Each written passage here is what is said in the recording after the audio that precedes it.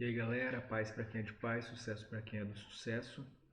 Gostaria já de antemão agradecer a todos vocês que estão comigo aí já há quase um mês. Né? Um prazer enorme conhecer você, você que me deu permissão de entrar na sua intimidade, no seu casamento. Teve pessoas aí que me contaram segredos que, segundo eles, não havia contado para ninguém. Então eu me sinto lisonjeado, tá, por estar podendo participar desse momento tão importante na vida e no relacionamento de vocês. E foi bem complicado para mim fazer, era para mim ter liberado essa aula antes, mas eu tive alguns problemas técnicos aqui. Mas eu quero estar fazendo essa aula hoje de uma forma muito didática para que não haja problema, para que não tenha como você não entender, tá bom? Eu vou passar um diagrama bem explicado a respeito do como é que funciona para que você consiga entender realmente qual o conceito, o que precisa ser mudado para que você consiga se identificar aí. Eu estou muito feliz que eu estou recebendo muito feedback positivo. Tem muita gente que está me mandando mensagem falando que já está fazendo efeito, que está colocando em prática as aulas anteriores e já tem conseguido ver diferença, conseguido ver resultados. Tem pessoas que estão se encontrando, se achando, se identificando, se descobrindo, né? Isso é maravilhoso. O pessoal que me agradeceu aí, eu que agradeço. Não tem coisa melhor do que a gente perceber que aquilo que a gente está fazendo efeito na vida de vocês, está produzindo resultado. Então, gente, presta atenção. Já está tudo escrito aqui porque eu já tinha feito essa aula antes e a gravação não deu certo, tá? Então, vai ser mais rápido porque eu não vou precisar ficar escrevendo. Mas vamos lá. Aqui eu tenho um diagrama a respeito do relacionamento desde o princípio até chegar nessa fase onde a gente está agora, tá? Então, a gente chama isso aqui de Vale da Desilusão. É o diagrama de um amigo meu que ele usa. E como é que funciona esse diagrama aqui? Funciona assim, ó. Aqui no namoro é o marco zero. Significa que você ainda não chegou ainda nessa fase, está longe de chegar nessa fase que a gente está passando hoje. No marco zero, você conhece a pessoa, você se apaixona e tal, e vocês começam a trilhar, vocês começam a criar um relacionamento, né? Aqui tem muita luz e pouca sombra, e o relacionamento vai crescendo, e chega no dia D, que é o dia do casamento, né? Vocês se casam, lua de mel, e o casamento é uma maravilha, e continua seguindo em frente esse casamento, até que chega uma hora, chega um determinado momento, aonde esse casamento ele meio que ele perde a ilusão. Por que ele perde a ilusão? Porque normalmente a gente vem com uma mentalidade de uma coisa que não é. Sabe, tipo, casamento, normalmente as pessoas elas vêm falar a respeito de eu preciso arranjar alguém para me fazer feliz, eu preciso de alguém para me fazer companhia, eu preciso de alguém para mim, para mim, para mim, para mim, sempre é para mim. E o casamento ele não tem muito a ver com isso. Principalmente nessa época onde a gente vive hoje, que essa sociedade tão hedonista, tão egoísta, o casamento cada dia mais ele tem perdido o significado, tem perdido o seu sentido original, tem perdido o seu propósito de ser, tá? É por isso que muita gente entra no casamento e fica perdido lá dentro, porque não tem nada a ver com o que ele achou. E muitas das vezes eu costumo dizer que as pessoas entram já falando assim, se não der certo eu me separo, eu me divorcio. Só que no casamento não existe essa alternativa. O relacionamento, o casamento, ele é uma mão de ida, ele não tem uma mão de volta, tá? Então, eu quero explicar para você como é que funciona essa questão aqui. Deixa eu só pegar um lápis aqui para a gente continuar o desenho. Não vai dar. Então, como é que vai funcionar essa questão aqui, ó? Você subiu no namoro, aí chegou no casamento, o casamento começou a bacana, né? Você leva ainda num nível aqui, vai reto, reto, reto, reto, até que ele começa a decair, né? Por enquanto ele está indo bem, está mantendo, aí de repente ele começa a desilusão do casamento. Por quê? Porque a pessoa ela vem com a mentalidade nessa ilusão de que o casamento a pessoa vai fazer ela feliz, que o casamento a pessoa ela vai se sentir mais respeitada, porque agora é uma pessoa casada, agora ela vai criar família, e daí por aí. Só que o que acontece? chega esse momento de desilusão e esse sonho ele começa a se desintegrar. E começa a cair, cair, cair. No meio desse caminho, no meio desse processo, é claro que a pessoa, esse casal, eles tentam fazer alguma coisa, eles tentam procurar uma ajuda, eles tentam, se eles fazem parte de uma igreja, eles tentam procurar um conselheiro, um pastor para ajudar. Se eles são pessoas mais sociais, eles procuram um psicólogo, alguma psicoterapia na área. E só que o negócio vai descendo, vai descendo, vai descendo, vai descendo e chega no ponto que já não cabe mais. Chega no ponto onde a pessoa já não sabe mais o que fazer. E o que acontece aqui? Aqui é o momento da virada, tá? Quando a pessoa entra nessa fase de desilusão, isso é promovido por causa de alguns gatilhos, tá? Esses gatilhos, deixa eu mostrar aqui para você. Esses gatilhos começam com gatilhos primários. Quais são os gatilhos primários? Um dos gatilhos que pega muito a respeito de casamento é a sexualidade. A vida sexual do casal, de repente começa a dar algum probleminha e tal, e aquilo vai levando e vai indo adiante, vai indo adiante. É aquela história que eu falo para você de varrer para debaixo do tapete. E cada vez o negócio vai ficando mais intenso e mais profundo. Outro gatilho primário é o dinheiro. Questões financeiras. E talvez um gasta demais, o outro tenta segurar, ou um tem um projeto financeiro e o outro não tem projeto nenhum, a ideia dele é gastar tudo, e vira aquela bagunça, por causa da questão financeira.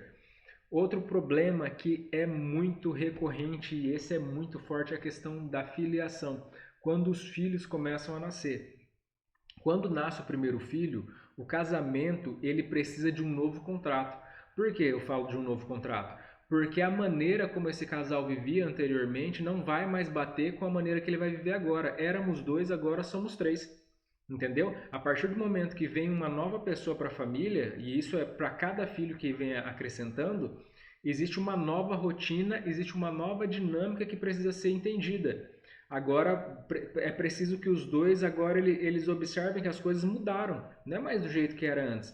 E o que acontece agora nessa dinâmica aqui? Muitas das vezes a esposa se perde e ela esquece que ela é esposa, agora ela se torna só mãe.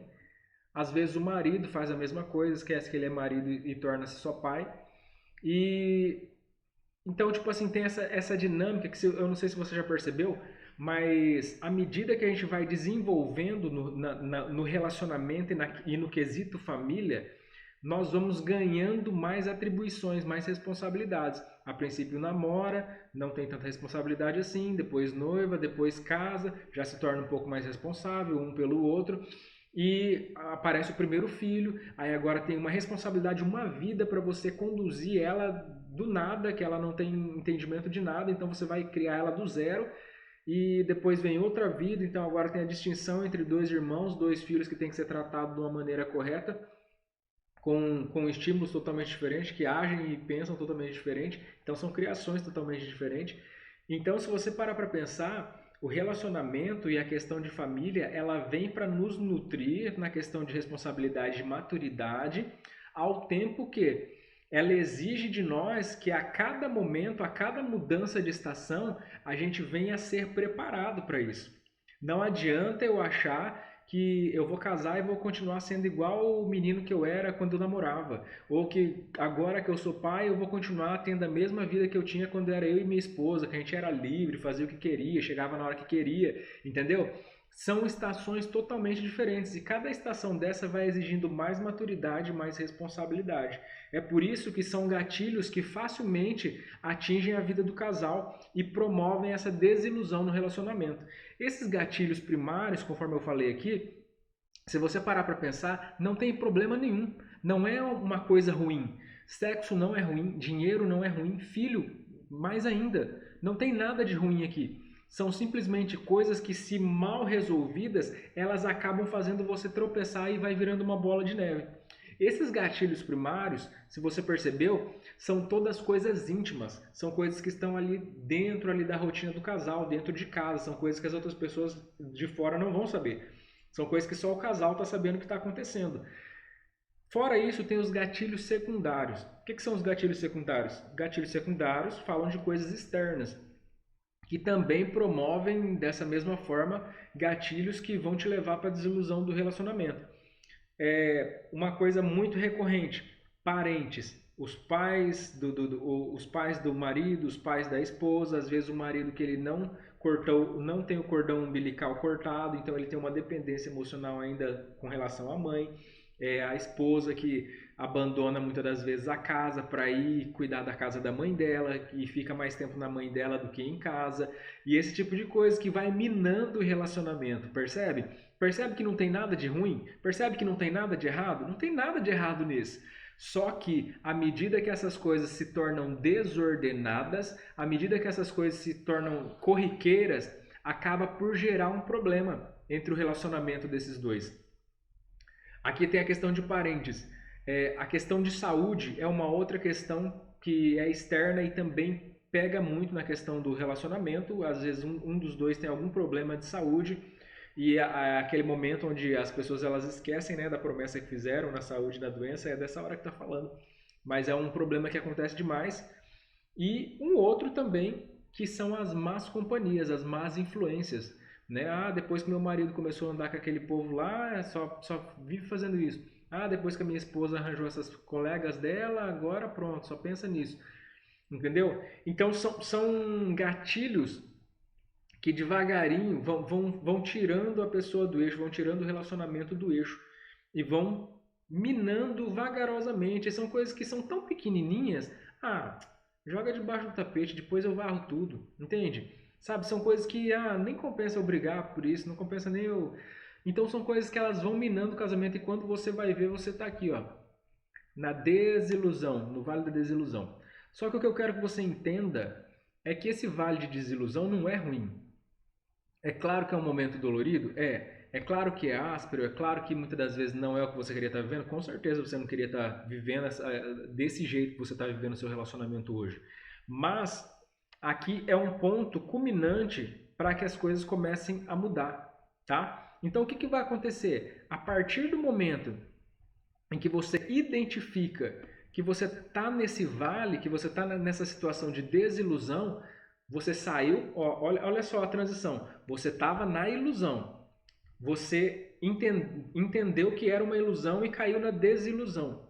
Agora, a partir desse momento, você vai ter consciência do que realmente é o casamento e de como você tem que agir com ele. E é aqui que o negócio começa a tomar uma proporção diferenciada. Aqui você começa de novo, o gráfico começa a subir. E se parar para pensar, ele pode ir aqui numa situação muito mais alta do que estava anteriormente. Pode ser que você venha viver agora, e eu acredito que sim, um relacionamento acima da média, de uma tal forma que quando você achava que estava bom aqui, você não viu nada, porque agora é exponencial. Agora, quanto mais o tempo passa, melhor fica, digamos assim. Então, meu casamento sempre foi bom, o ano passado estava bom, mas esse ano está melhor ainda do que o ano passado. E eu tenho certeza que se a gente continuar caminhando nesse passo que a gente está, o ano que vem vai ser melhor. Então, isso é um resultado exponencial, entendeu? É um resultado que você sabe que a garantia que você tem é que sempre vai melhorar. Tá, mas como que eu faço para que eu consiga atingir esse resultado saindo da desilusão e vindo agora para um relacionamento consciente, para um relacionamento com propósito? Como é que eu faço para fazer isso? A primeira coisa que a gente precisa entender é que quando a pessoa ela saca, ela tem esse entendimento que ela chegou num momento de desilusão aqui, ela ainda não está consciente a respeito do que está acontecendo. O que passa na sua cabeça nesse exato momento? Eu não dou certo com meu marido. Eu mandei ele embora. A gente não tem jeito. A gente é incompatível. Eu vou arranjar outra pessoa. E coisas desse tipo. Ou seja, a ideia que passa na cabeça é: a gente não dá certo. Não funciona pra gente. A gente já tentou, a gente foi casado por tantos anos. A gente tentou várias vezes e não funcionou. Mas não adianta de nada se você está tentando da forma errada. O que as pessoas fazem para resolver essa questão? Elas fazem 3 coisas. A primeira coisa é a mais fácil de todas, é a mais infantil de todas. É o divórcio. Por que eu falo que é infantil? Porque é como se você estivesse fugindo de um problema, entendeu? Quando você é criança, você não tem como resolver a questão. Então a primeira coisa que você aprende a fazer na vida é fugir. Esconder para o seu pai não ver que você quebrou alguma coisa. A criança ela vai e quebra alguma coisa dentro da casa e ela sai de perto do lugar onde aconteceu, onde foi o ocorrido, para que ninguém venha a ver que é ela, como se tivesse uma outra criança para você culpar, né? Então isso não é resolver o problema. Na verdade, cara, tem um testemunho de uma mulher que faz muito sentido para mim e eu tenho certeza que vai fazer para você. Ela fala assim: se eu soubesse que o divórcio ele traria tanto prejuízo, eu tinha investido mais no meu casamento. E essa é a grande verdade. Se você investir no seu casamento, cara, isso daqui é muito mais valioso do que você começar um relacionamento do zero com uma pessoa com um problema novo. Quando você se dispõe a resolver um problema que você tem com uma pessoa que você já conhece, que é a pessoa com quem você se relacionou, com quem você enamorou com ela, desde lá do princípio do processo, ó, quando você já viveu tudo isso com essa pessoa, vocês têm uma história. Entende? Então é mais fácil de resolver esse problema do que você pegar um gráfico desse e começar tudo do zero agora com uma outra pessoa. É um problema diferente. Esse problema aqui já é conhecido, esse aqui tá fácil de resolver. Porque vocês já estão meio caminho andado. Agora o outro você vai passar por todo esse processo de novo e provavelmente vai cair nesse mesmo ciclo. A gente costuma dizer que a pessoa está na rotatória, ela não sai do lugar. Ela fica ali na rotatória, sempre fazendo a mesma coisa, sempre praticando os mesmos erros, sempre tentando resolver da mesma forma, e ela nunca vai para a autovia. Ela vive a vida ali naquela rotatória, como se fosse aquele ratinho correndo lá naquela rodinha dentro da gaiola, não sai do lugar. Entendeu? Então é necessário que você entenda que o divórcio, ele não é uma alternativa, tá? Isso aqui é um paliativo que a princípio parece resolver uma situação. Ah, não deu certo com ele, eu vou arranjar outra pessoa. Adivinha, os seus problemas vão junto com você, porque vocês não resolveram os problemas. Vocês não resolveram os problemas, vocês simplesmente deram as costas e fingiram que nada está acontecendo. Você vai com seus problemas para cá, eu vou com meus problemas para cá. Só que chega um determinado momento onde você casa e descasa, aí você fala assim: nossa, acho que homem nenhum presta, né? Homem nenhum presta, eu já casei com o primeiro, né? Era um homem bom, casei com o segundo, também era um homem bom, só que tô casando com o terceiro e não tá dando certo, né? A pessoa ela fala: agora eu tô crendo que homem nenhum presta. Será que é homem nenhum que presta ou será que é eu que estou levando um problema lá do meu primeiro casamento que eu não consegui resolver até hoje? Será que é eu que estou trazendo uma dinâmica que não está ajudando meus relacionamentos, que não está fazendo meus relacionamentos prosperarem? Você está entendendo como é que funciona a questão? Eu preciso me resolver. Não adianta eu achar que o problema está na outra pessoa. Qual que é a segunda alternativa que as pessoas procuram? O teatro. O que é o teatro? As pessoas vivem de máscara.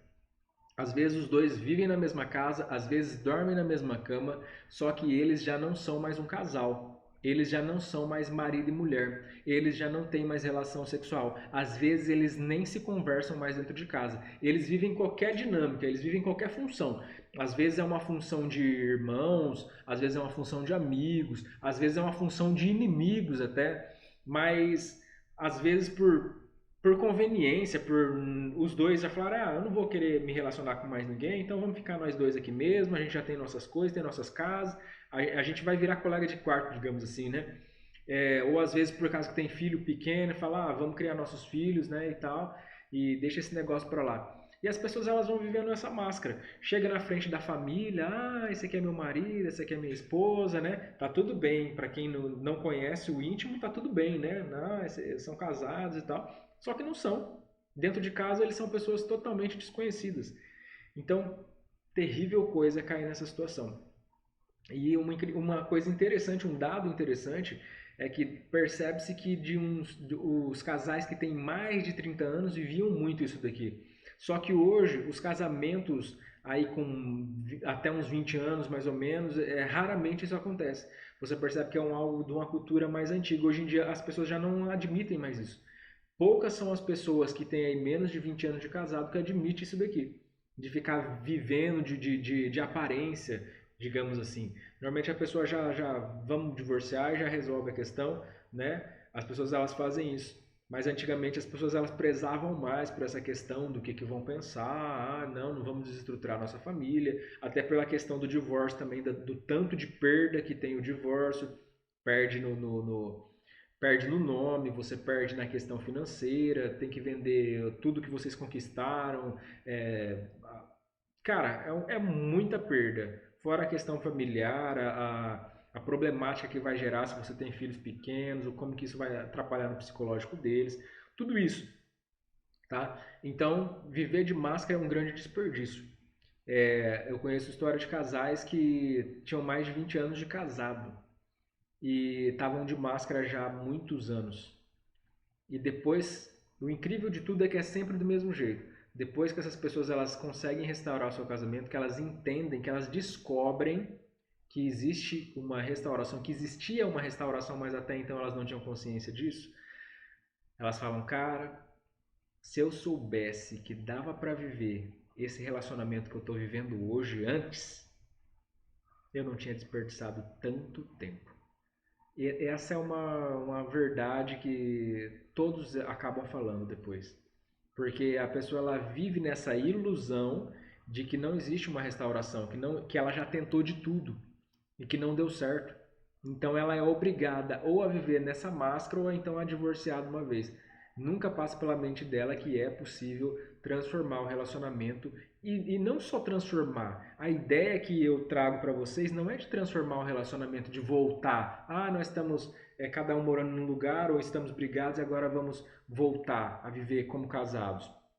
Não é disso que eu estou falando não, gente. Eu estou falando de casamentos prósperos. Eu estou falando de pessoas que dão certo e fazem o negócio ir para a lua, sabe? Se você achava que seu casamento era bom antes das brigas, eu estou falando de um casamento extraordinário. Eu estou falando de um casamento acima da média, não é casamento de digamos que estamos casados, não. Estou falando de gente que se ama de verdade e que gosta de estar junto. Só que nenhuma dessas duas é alternativa, tá?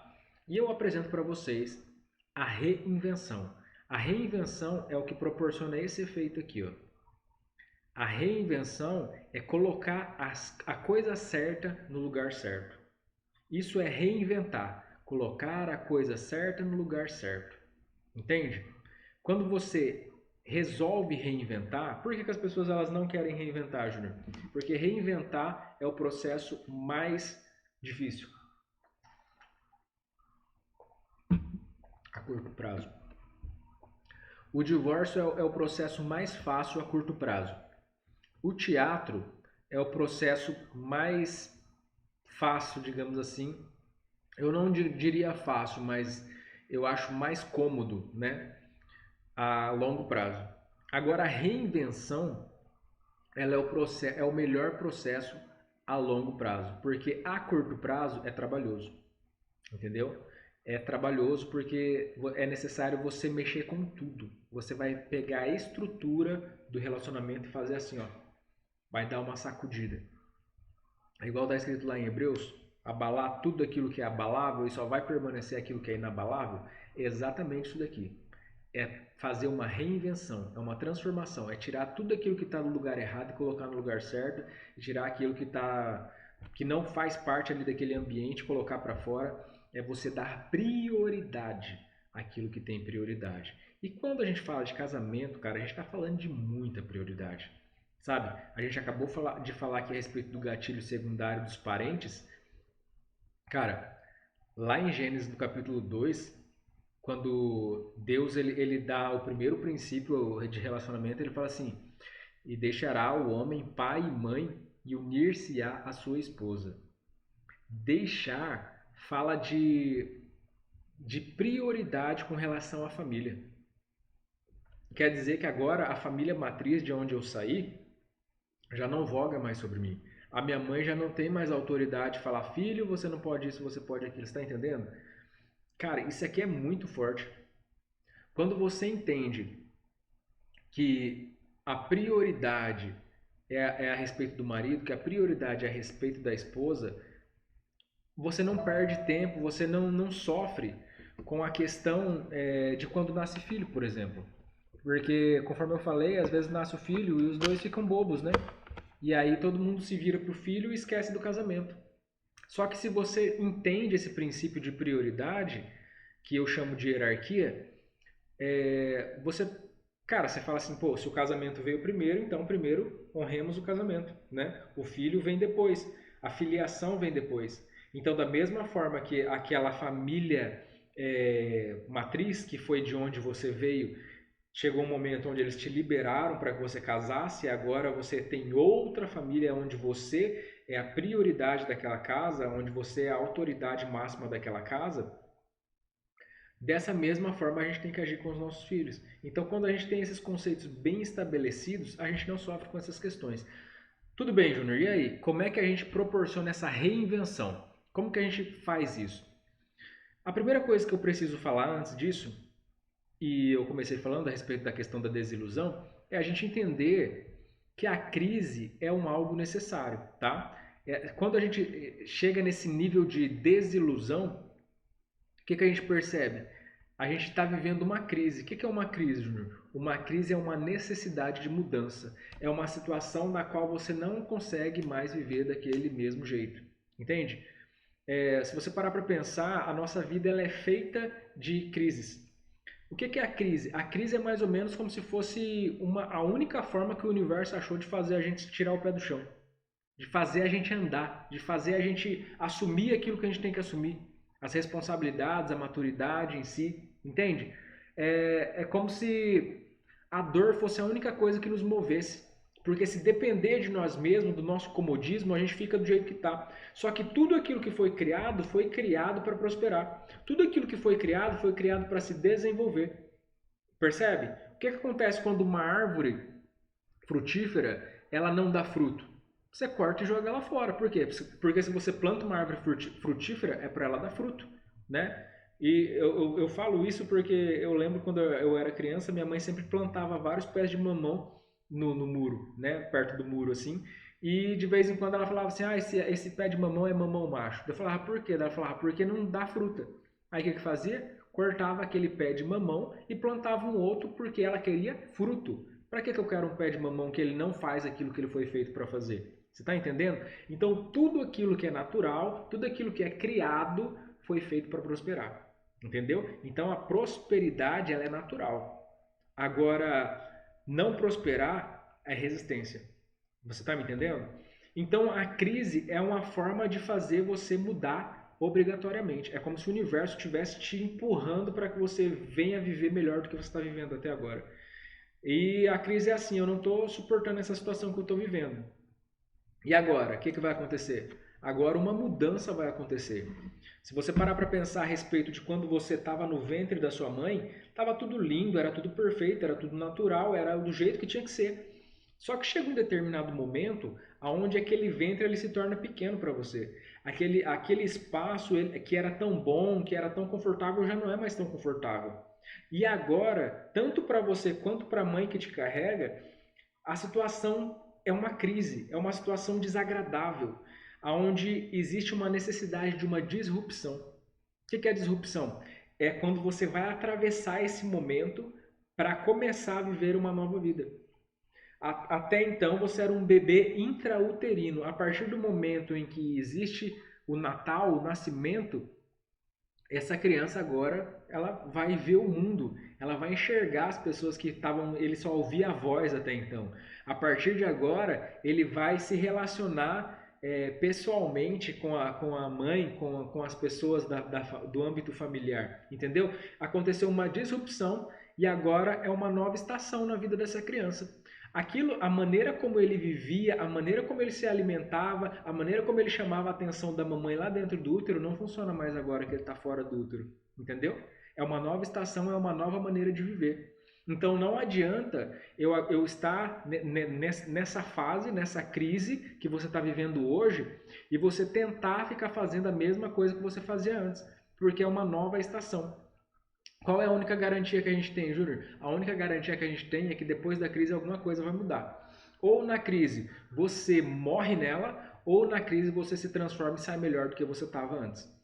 Você só tem duas opções depois de uma crise. Ou você se entrega entrega os pontos e deixa a crise te arrebentar, ou então você resolve essa crise e sai melhor do que você estava. A crise só serve para isso. Se você parar para pensar a nível do povo hebreu, a Bíblia diz lá em Gênesis que lá em Êxodo, né, vai falar a respeito de... Em Gênesis começa falando a respeito de José, que José levou o povo hebreu lá para os seus parentes, né, para morar no Egito, porque estava faltando comida na sua casa e tal. E estava tudo lindo. O faraó gostava de José e eles tinham tudo ali, cara. Eles tinham a criação estava indo bem, a familiaridade, a popularidade, as pessoas gostavam deles porque José era da família deles e tal, estava tudo legal. Só que o que acontecia? Existia um propósito maior. Eles tinham herdado a terra de Abraão, a terra prometida. Só que eles não estavam afim de ir para a terra prometida, de voltar para casa. Eles estavam afim de continuar no Egito.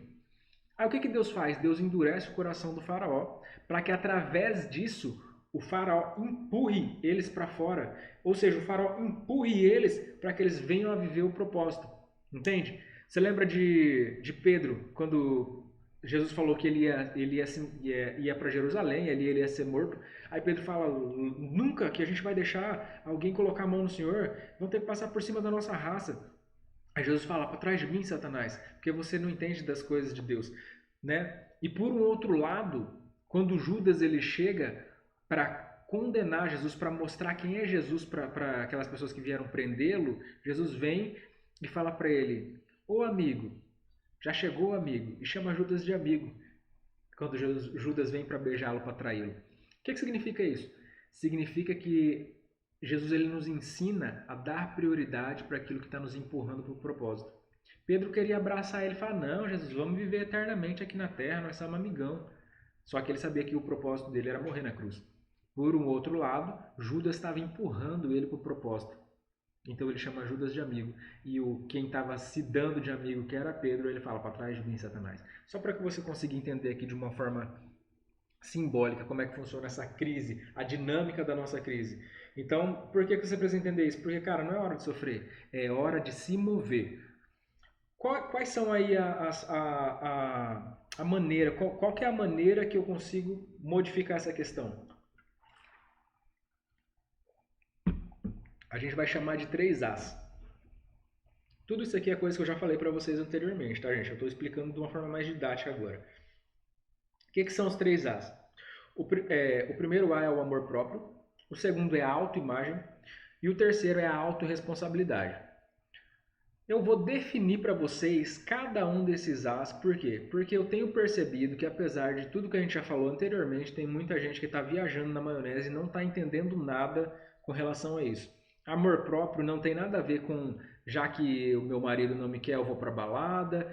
Amor próprio não é eu vou beber. Amor próprio não é eu vou sair com todo mundo e vou me divertir. Amor próprio não tem nada a ver com concupiscências da carne, com desejos incestuosos, com desejos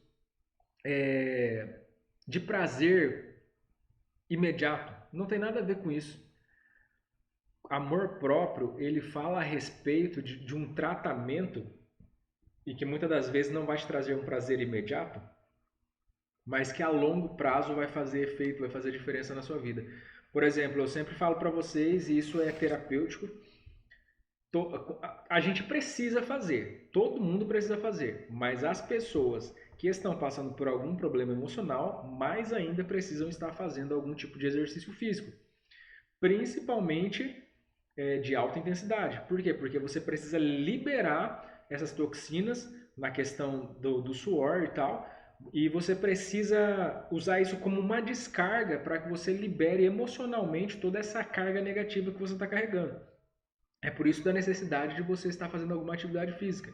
Só que se você parar para pensar, atividade física não é uma coisa gostosa, né? Você não vai falar, ai, nossa, eu amo fazer atividade física.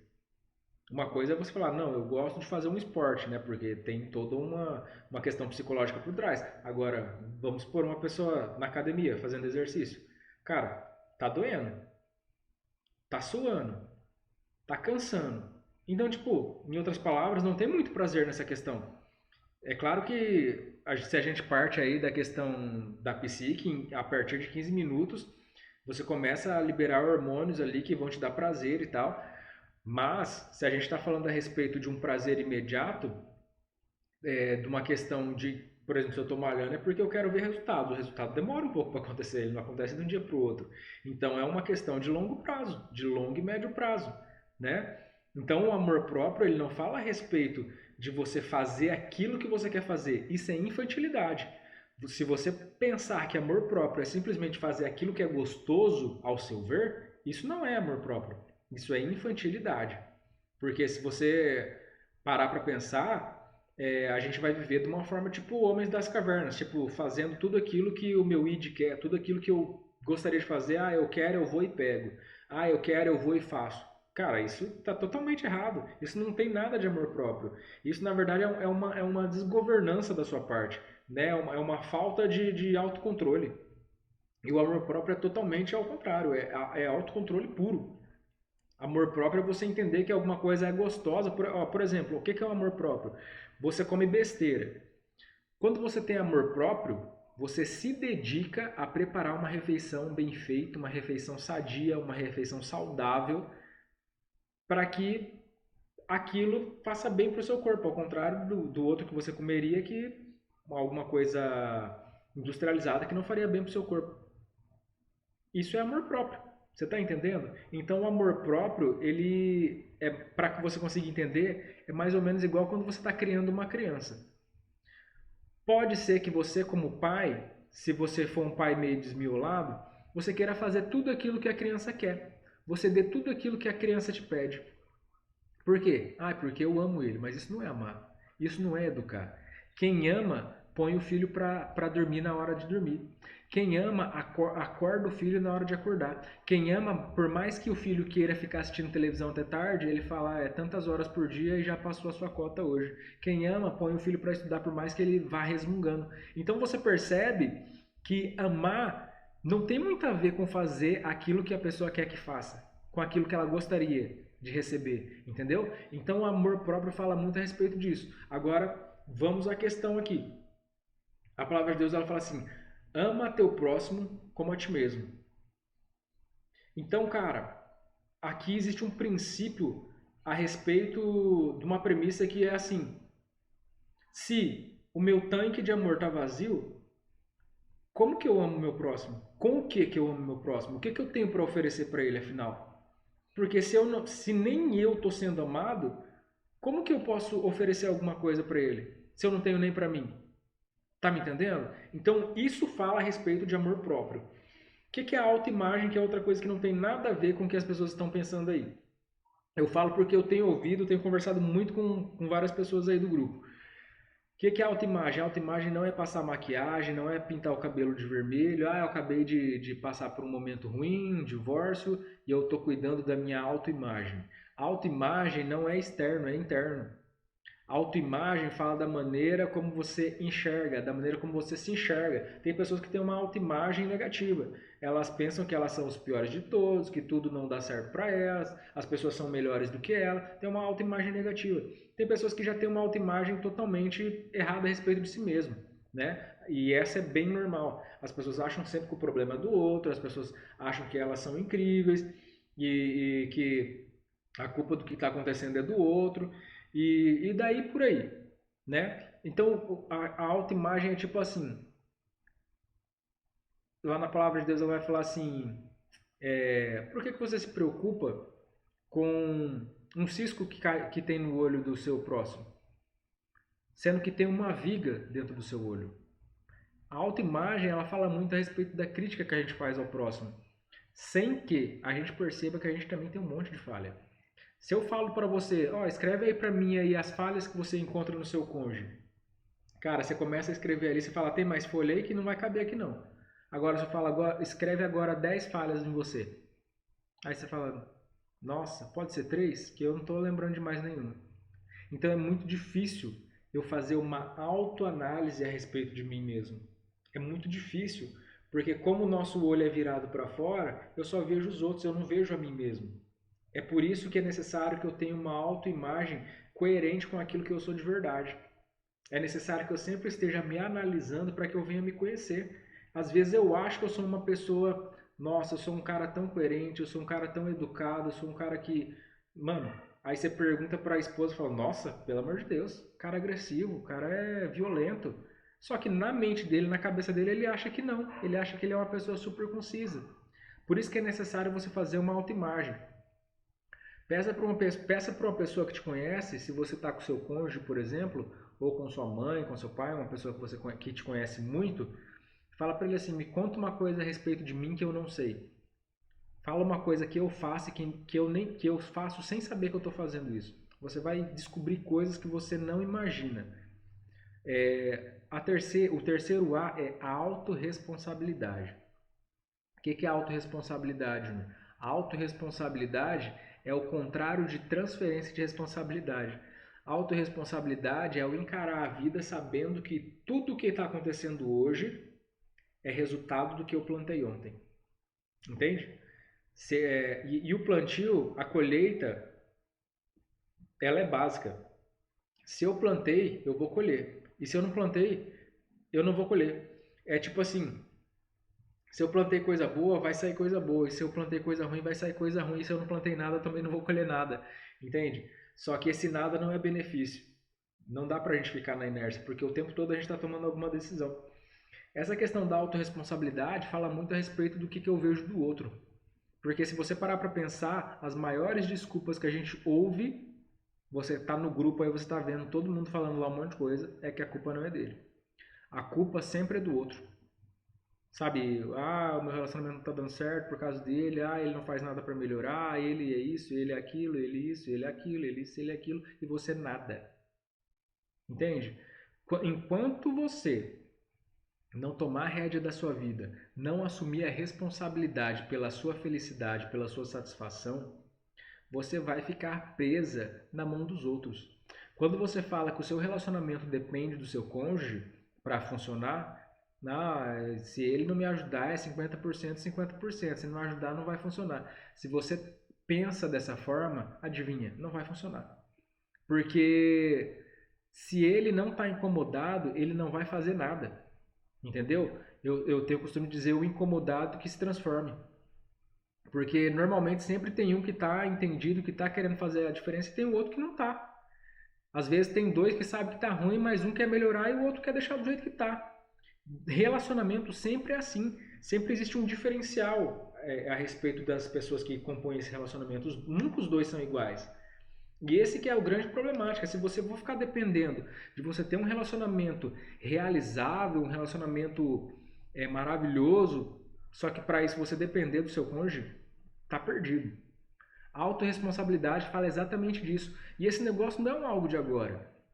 Se você parar para pensar, o primeiro casal que aparece na Bíblia, eles cometeram esse erro. Quando Deus ele chega no jardim e fala, Adão, por que você comeu a fruta? Adão fala, Deus, a culpa foi da mulher que o Senhor me deu. Entendeu? Transferência de responsabilidade.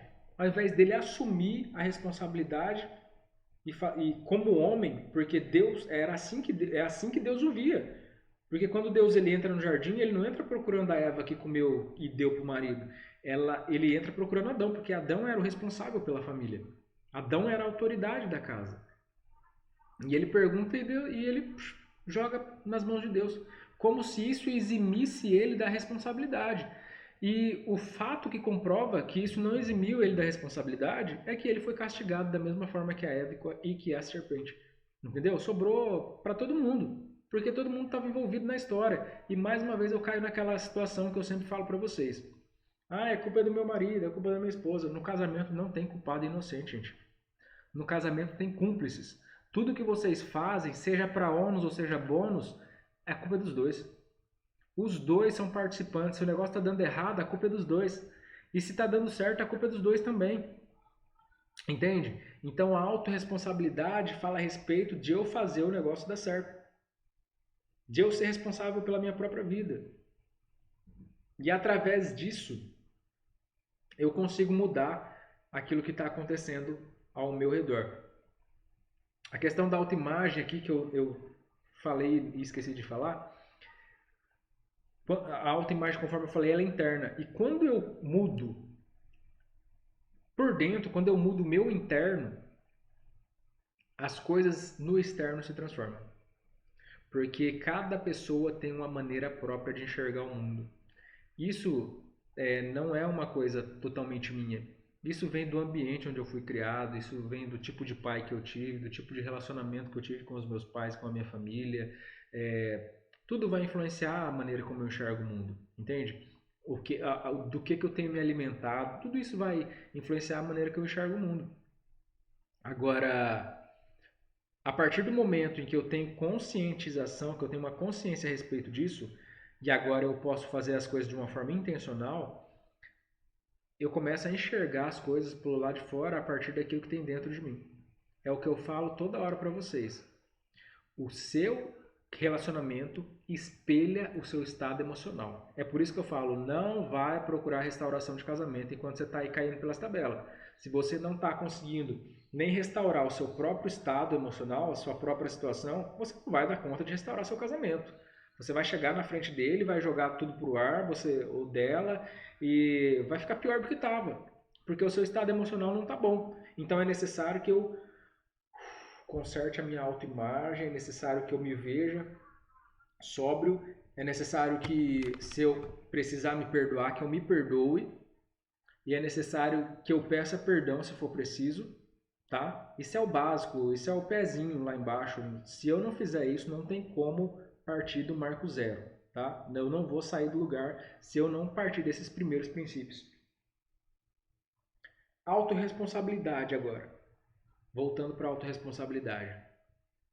Quando você fica falando que a situação depende da outra pessoa, além de você estar colocando nas mãos dela a sua felicidade e o controle da sua vida, você está procrastinando. Isso é só uma desculpa.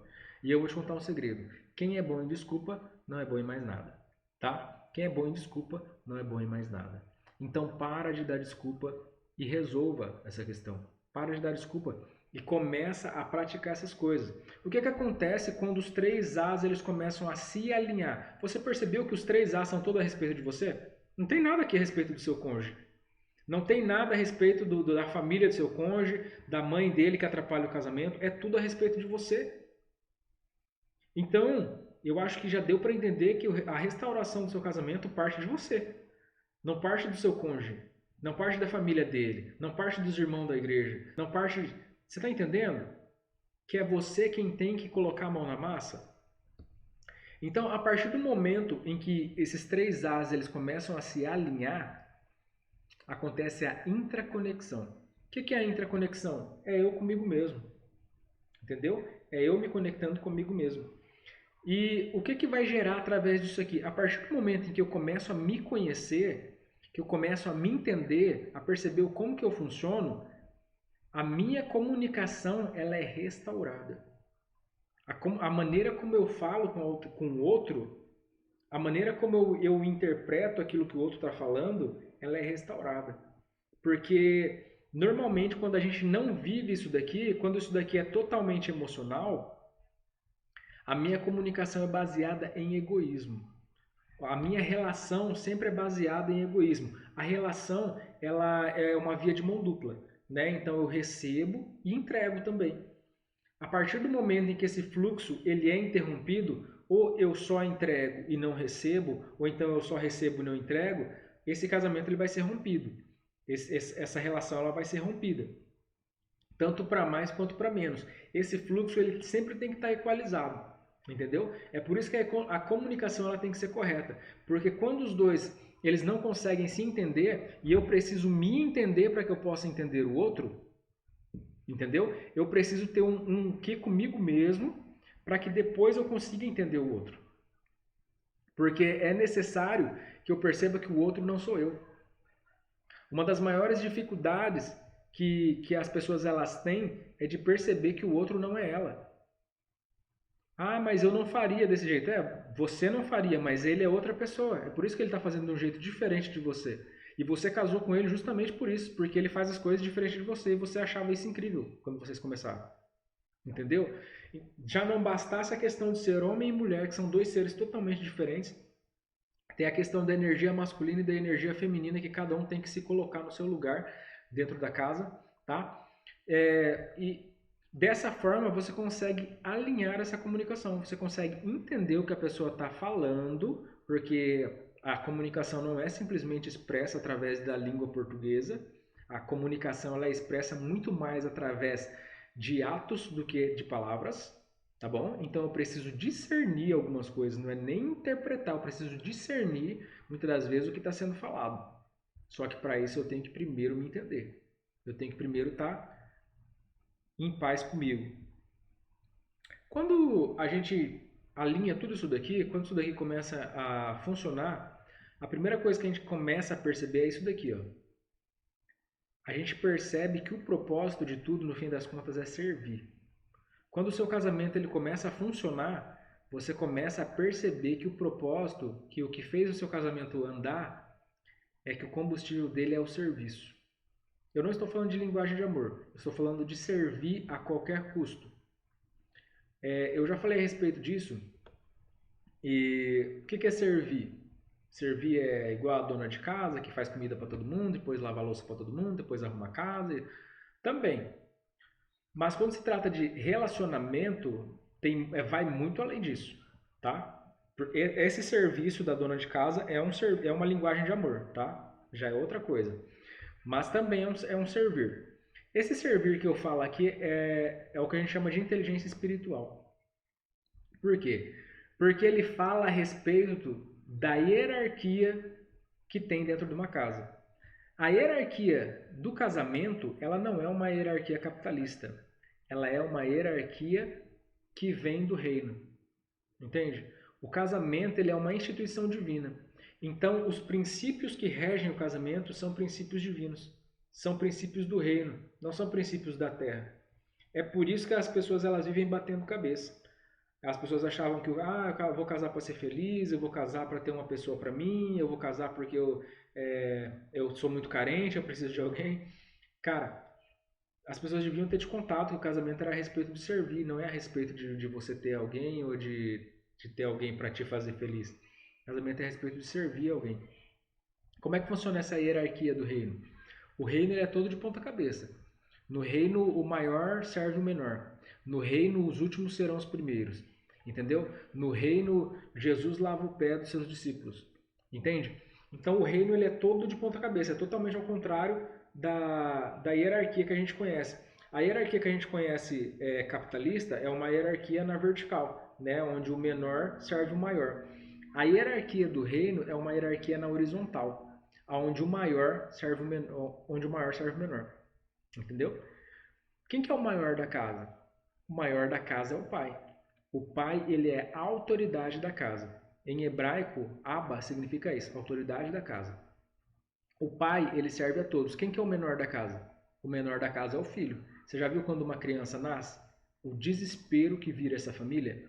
Todo mundo, tudo converge para aquela criança, é tudo a respeito dela, sabe? As pessoas bagunçam a casa inteira porque é tudo a respeito daquela criança. Então tá todo mundo servindo aquele que não tem nada para oferecer, em outras palavras, porque ele é o menor. Então você percebe que é uma hierarquia na horizontal, porque apesar do pai ser o maior da casa, ele serve a todos. É como se você visse um pai, ele abraçando a família assim, sabe? Igual Jesus fala lá a respeito da profecia de Jerusalém, se você fizesse igual a galinha que coloca os pintinhos debaixo das suas asas, é a mesma coisa. O pai, ele tem essa competência de, ao mesmo tempo que ele é o maior, olha só, se você parar para pensar numa hierarquia aí monárquica, o rei é o maior, né? Só que o rei ele tem que ser preservado a qualquer custo. Então vai morrer todos os soldados, mas o rei tem que permanecer vivo. Agora na casa, o pai é o maior, só que ele dá a vida por todos. Entende? Então tudo isso está baseado lá em Efésios 5, tá?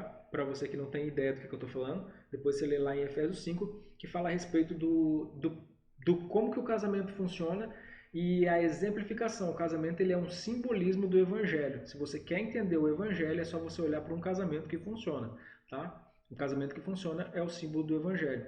O esposo dá a vida pela sua esposa, assim como Cristo deu a vida pela sua igreja. Tá bom?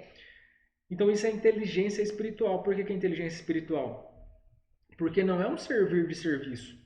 Aqui é um servir de eu analisar como Cristo servia para que eu possa fazer da mesma forma. Porque você, às vezes, se eu falar de servir, pela mentalidade que você tem, você vai pensar a respeito de uma pessoa que, digamos assim, é uma pessoa que todo mundo vai passar por cima dela, que ela está se fazendo de besta, nossa, você vai ficar servindo todo mundo, você vai ser o bobão da história. E não tem nada a ver com isso. Por isso que eu falo que a gente tem que analisar a vida de Cristo, para que a gente consiga entender como é que funciona o serviço. Porque Jesus, ele era o cordeiro, mas ele também era o leão. Isso aqui é a exemplificação da energia masculina e da energia feminina. Como energia masculina a gente tem o leão, como energia feminina a gente tem o cordeiro. Quando eu falo de energia masculina e feminina, eu espero que vocês já entendam que eu não estou falando a respeito de gênero nem de sexo. Eu estou falando a respeito de situações na qual nós estamos colocados. Tem determinados lugares onde a gente precisa usar mais a nossa energia feminina e tem lugares onde a gente tem que usar mais a nossa energia masculina. Num ambiente de trabalho competitivo, a gente está falando de uma energia masculina. No ambiente de educacional, de criação de filhos, de relacionamento, a gente está falando de uma energia feminina. Eu estou cuidando de vocês aqui hoje, então isso aqui é uma energia feminina. Eu estou tratando de vocês, tentando ser o mais minucioso possível para que vocês consigam entender.